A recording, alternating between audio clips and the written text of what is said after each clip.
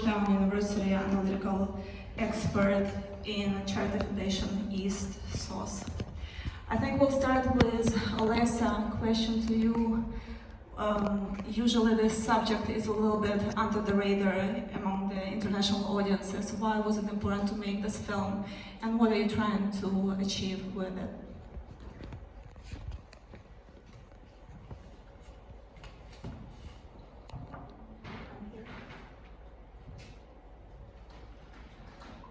Олеся, ми не можемо чути, зараз одну хвилинку.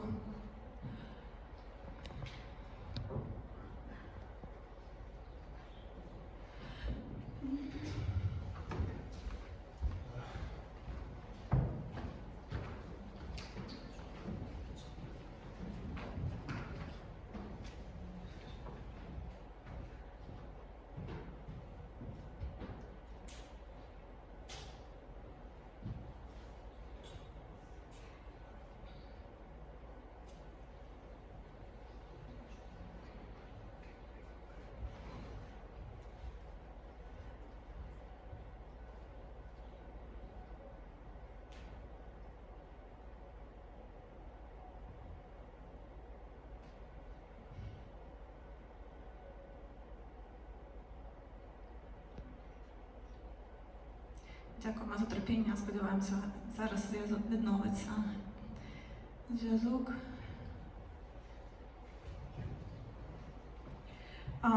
Maybe in the meantime we'll actually continue with Anastasiia here.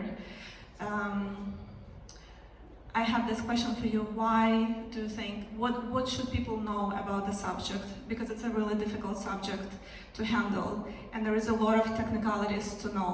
And what do you believe people should know about it? Yeah, thank you, Oля.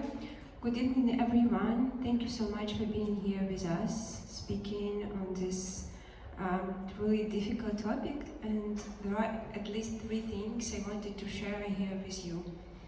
Speaking of the question and really complicated problem of deported Ukrainian children, the first thing we should understand that the first disappearance of civilians on occupied territories of Ukraine, including children, didn't start it in 2022. 11 years ago, when Russia occupied Crimea and partially Luhansk and Donetsk Oblast, they were already abducting people. I think, as we are at the film festival, so most of you might know the case of cinema director, writer, and civil activist Olesia Bida. He spent 5 years in detention and then in prison, and he was released in 2019 as a political prisoner after accusation in terrorism. So it was in 2019, and unfortunately there are many more cases of people who are still being held.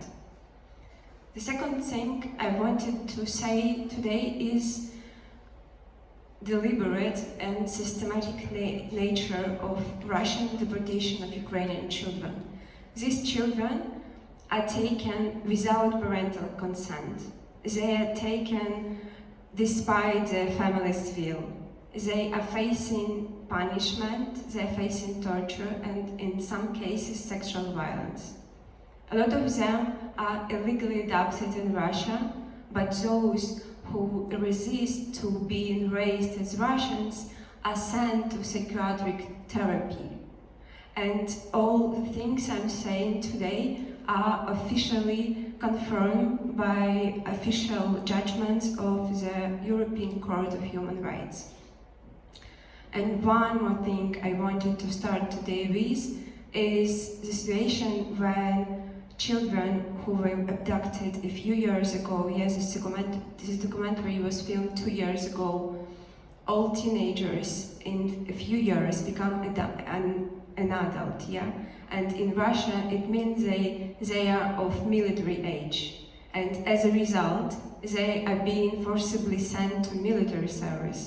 And that means that Ukrainian children abducted by Russians are being sent to the front line to kill Ukrainians. That's an extra tragedy, actually.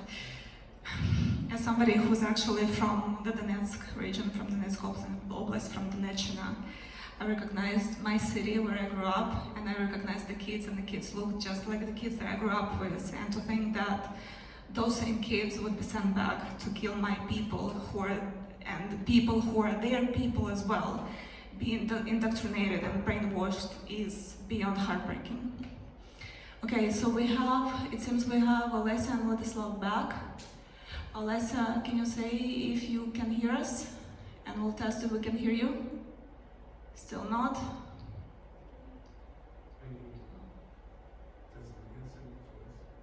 Can you try him?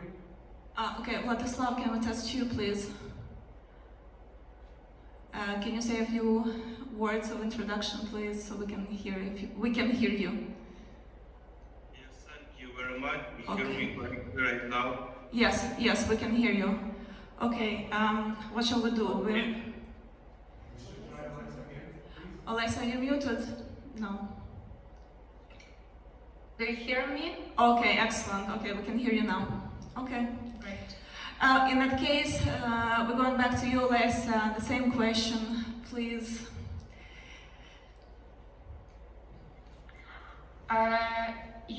When we started the work on this investigation in March 2023, in some weeks the ICC issued arrest warrants against Maria Lvova-Belova and Vladimir Putin. And to be honest, on that moment we understood the real scale of that war crime that we worked on. You saw that we obtained a list of 31 Ukrainian children who were deported to Russia. And over several months we diligently researched every detail about each child. Unfortunately, we found that these children were russificated in their so-called foster families. In the film you have seen the story of one girl who immediately after the deportation sent her documents and asked her friends to help her return to Ukraine. After some months, she had changed her mind. I continued to follow this girl on her social networks, witnessing her growth, education, her first earnings, falling in love, and her gradual assimilation into Russia culture. And that means for us that we do not have a lot of time. Yes, not long ago, Ukraine and Russia once again sat down at the negotiation table, but the issue of returning deported Ukrainian children remains unresolved.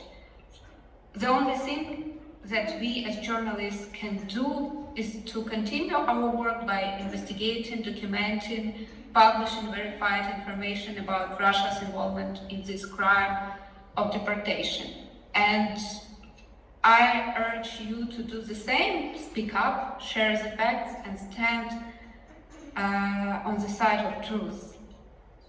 Because, as Anastasiia mentioned, it's not just a problem of deportation of Ukrainian children. Much more children, Ukrainian children, are on occupied territories, and they have no chance there to be Ukrainians. They're indoctrinated there, and Russia used their militarization policy against those children. And there is new army of Ukrainian children who one day can start war against us.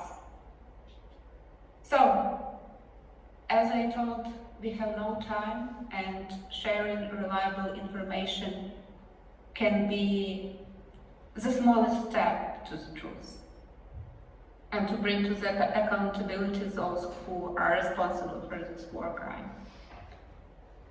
Thank you, Olesia. Talking about reliable information, today I checked Children of War, gov.ua, and it's a site that keeps track of the information that we know at this point. So, as of today, we have 19,546 children deported or forcibly displaced and abducted, essentially. And we have 1,465 that have been returned to Ukraine. The numbers, as our panelists have mentioned, are only those that we know of and probably highly underestimated. Question to Vladyslav, would you please give us, explore more the paramilitarization aspect of the deportations and maybe give us a historical perspective or historical parallels on the subject as well, so we see it more from a high level as well? Thank you so much. You know, especially it's very tragic situation with this forcible deportation of Ukrainian children, because in Russian policy it's not a new policy for them, because you know several cases from Soviet times, for example, it's a forcible deportation from Western Ukraine, it's forcible deportation from Baltic states, and it's 100,000 people who are forcibly removed from their native place to Siberia and to Far East. And after a full-scale invasion, Russian officials do the same practice. Especially we know before full-scale invasion, we find with colleagues some documents about creating of temporary accommodation centers.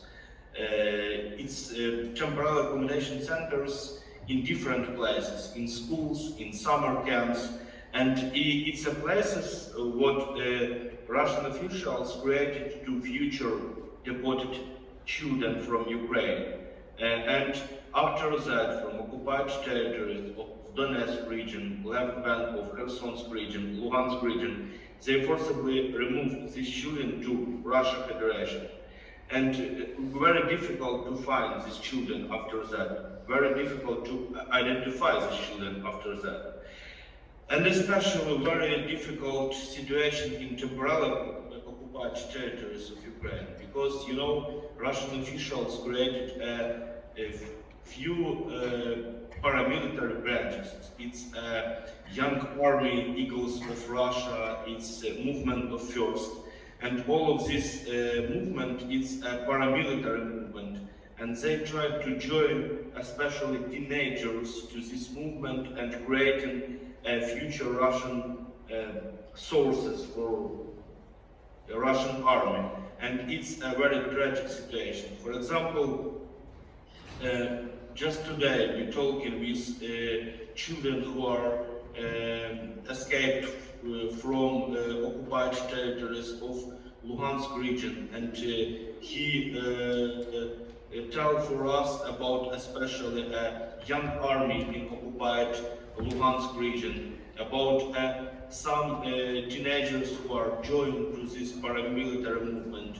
And what we know especially is that this young army movement created by Minister of Defense Sergei Shoigu. So this movement under Russian army control, you know.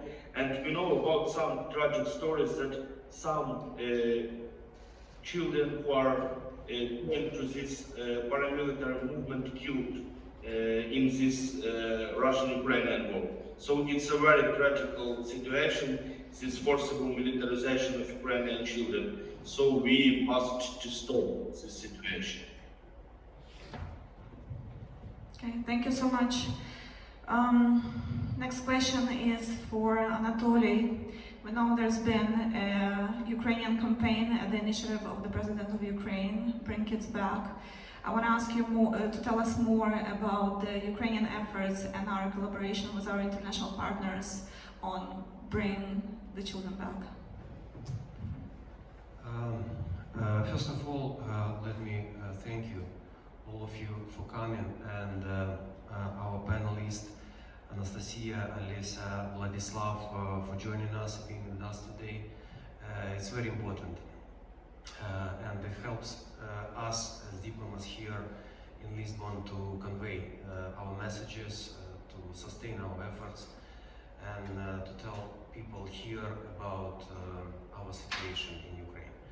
So the film, I really appreciate what I saw today. Eloquent and absolutely sufficient in itself. I have little to add to what we see, and you know what, I have files, I have documents, but it's just document. And when I come to our partners here in Portugal, even it asks to examine, to read it, and have their opinion is just one thing, but absolutely another thing. And people, Portuguese people, they can see the movie like this, and they can feel emotions. They can see real stories. It's absolutely different. And thank you very much. And yes, regarding our international efforts, you know that this issue of deported children is absolutely on the top of our international agenda. Talks in Istanbul, one of the points, one of the, I don't know, 3 or 4 points always present there is the return of Ukrainian children. Regarding the diplomatic track, as you know, that in 2024, in February, Ukraine launched together with Canada international coalition for the return of Ukrainian children. It now comprises 41 member states, including Portugal. You know, it is very useful instrument. So we don't understand now and don't see like the feedback from this instrument, but you know, with coalition we can put pressure, political pressure, increase political pressure on Russia. We can talk about more sanctions. Of course, we are lacking now, like for example, a practical part in this, but we are still in the process of building this framework. And for example, here in Portugal, what we do, we are trying to dovetail Portuguese capabilities, for example, with our necessities within this coalition. Portugal is not a big country, and when the process of return of Ukrainian children starts in a bigger way, because now children just trickling down from Russia. You know? So we will stand ready, including here in Portugal, to help in more practical, aspects, like, I don't know, maybe it will be rehabilitation, psychological help, and so on and so forth. So we are working closely on that, and to bring kids back. UA coalition is like a little bit broader platforms. It includes NGOs, private person, all those people of high position standing in society who wants to join and offer their help. I also call to every one of you here present, please, if you want to join us, join this coalition, you can send an email to the embassy. You find it on our website, and actually declare your desire to help us. We will find the work for you. It can be very simple. Using your internet resources, your media, you can post information about Ukrainian children, adopted Ukrainian children, about efforts done, about help we are looking for. So you can be part of it, actually. Thank you. I have a next question, and I think I will direct it to Anastasiia. What do you think happens if, God forbid, Ukraine loses the war? What happens to the children that have been deported, and why it's pivotal for us, really important for us to bring them back?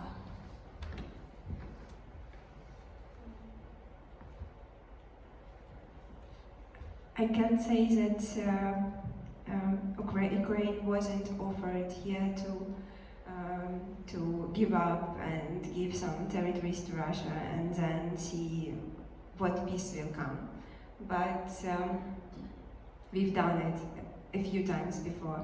So when we are talking about occupied territories, which is approximately is like half of Portugal territories, which is not the smallest country in Europe, we also should take into account that at least 2 million of people are on occupied territories. And there is no profession, there is no status, there is no tool of anyone who is on occupied territories to protect them from the process of being abducted.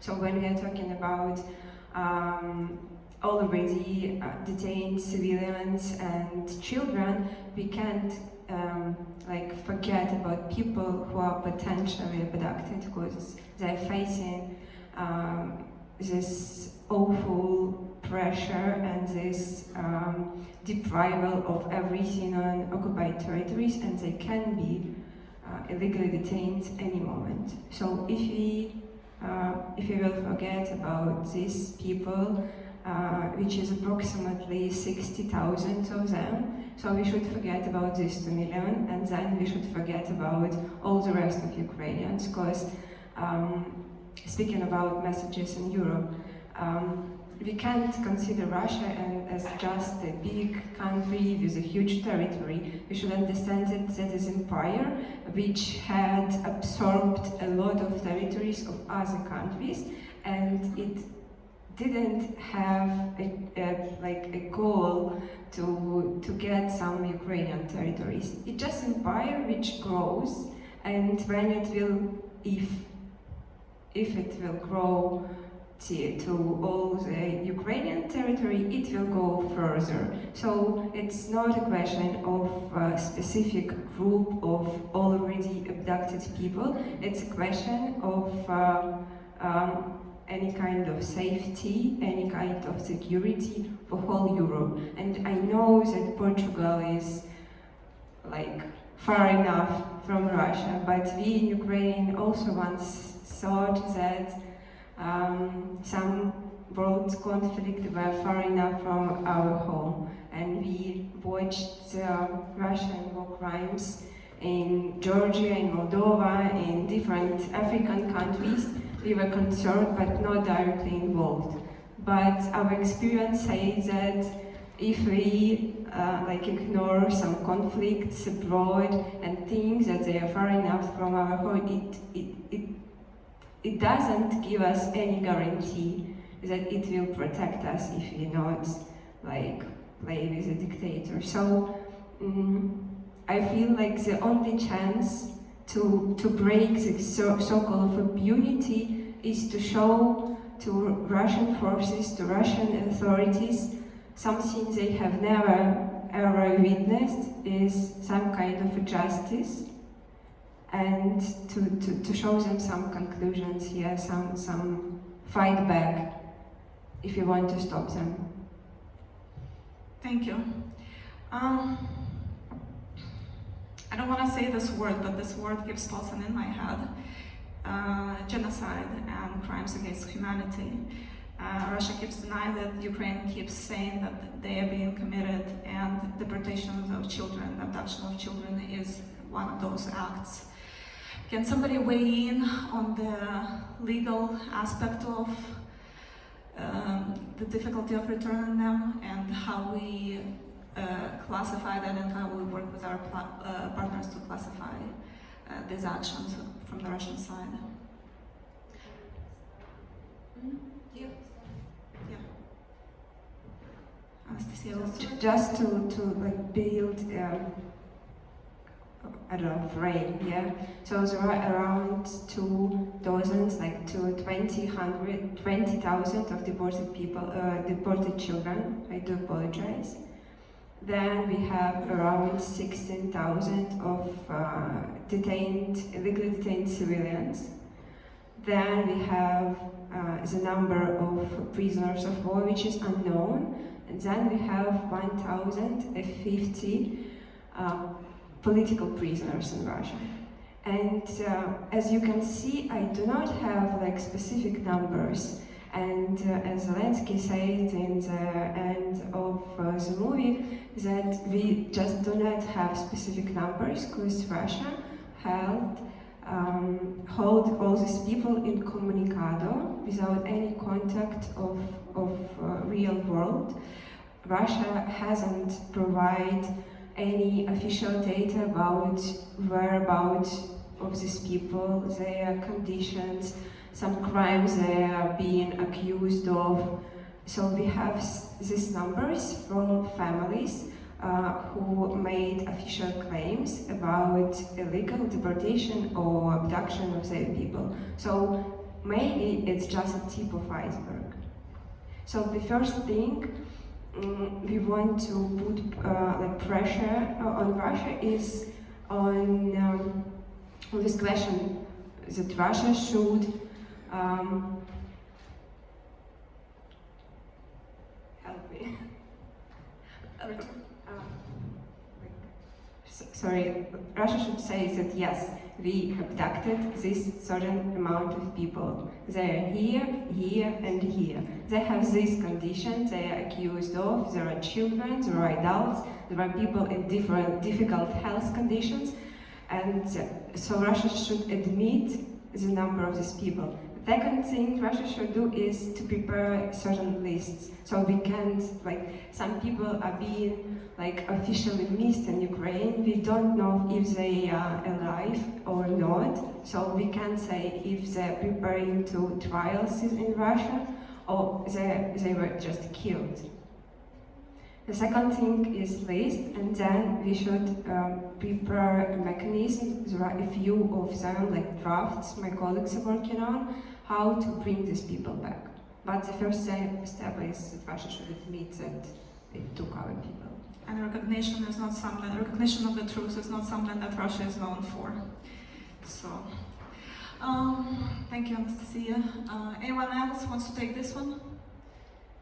No? Okay, in that case I have a question for Olesia. Olesia, the stories that were shown in the video, in the film, are the stories that have a happy ending in a way. Difficult experiences, super heartbreaking, but happy ending. They returned home, they returned to their families, or what was left of them, and they're back in Ukraine or getting treatment in Europe. Having worked on this project, and I'm sure you continue to work on it, on the subject as well, have there been any stories that particularly touched you but haven't made it into the film? Yes, we mentioned this story in subtitles.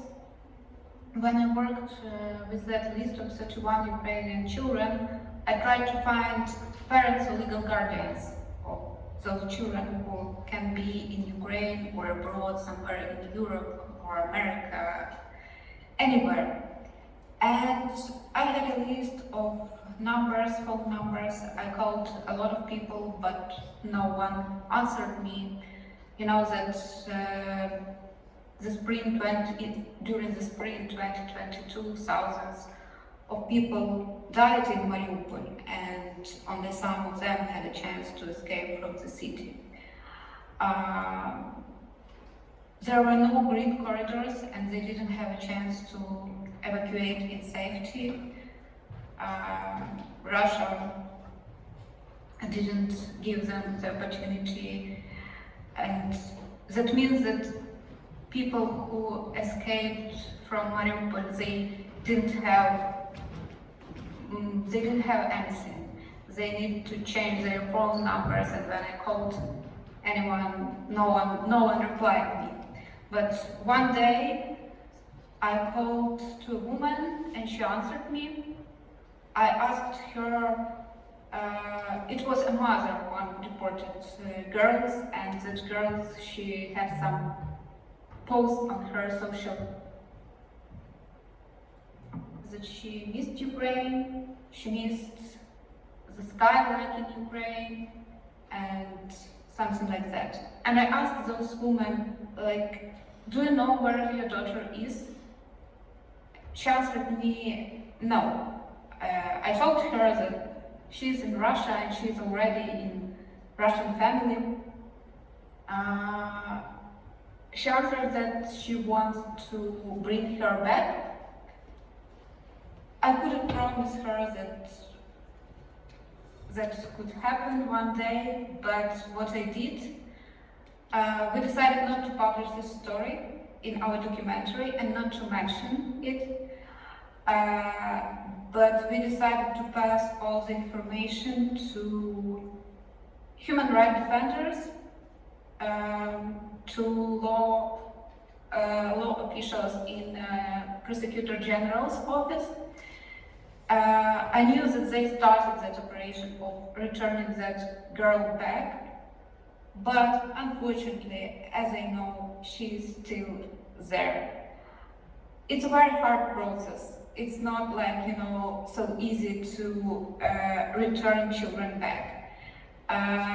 If years ago, in 2022, parents or legal guardians could go through different countries of Europe and to get to Russia and take those children back, now it's impossible.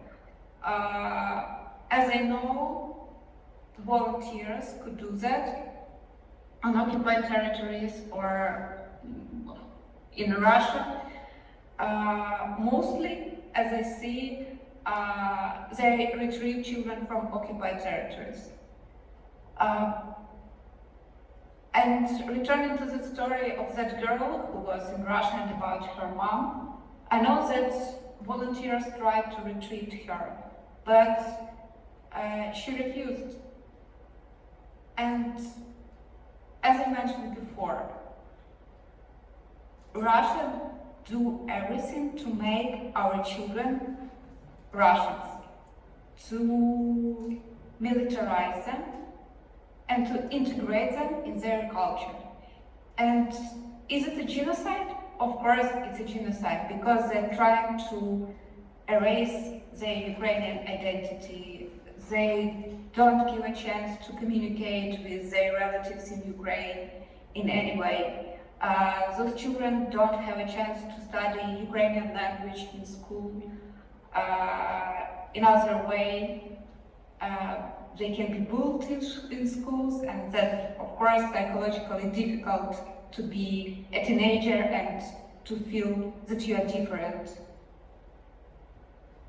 Unfortunately, there are a lot of such stories when human rights defenders try to retrieve Ukrainian deported children, but a lot of operations weren't successful. Thank you. So we see that the issue is super time sensitive, and we also fight against the indoctrination by brainwashing and Russia's activity in the best traditions of the Orwell's work. I think I want to give it to the audience, unless the panelists want to weigh in on something else that hasn't been discussed yet. No? Okay. Anyone has questions?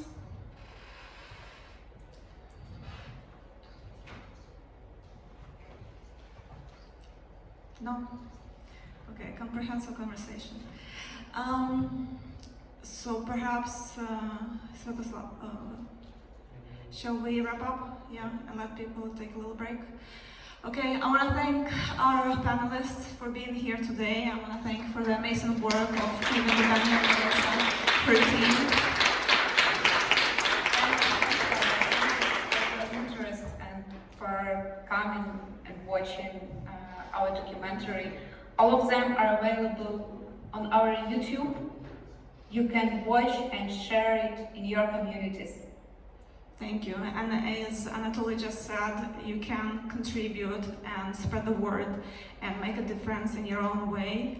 Spread it especially in front of your international audiences, because as we said in the beginning, the issue is super underreported and uncovered compared to other things that happen in Ukraine, and is so vital for our survival as Ukrainians as well, because they do say this trivial phrase about children being our future, but how else can it be?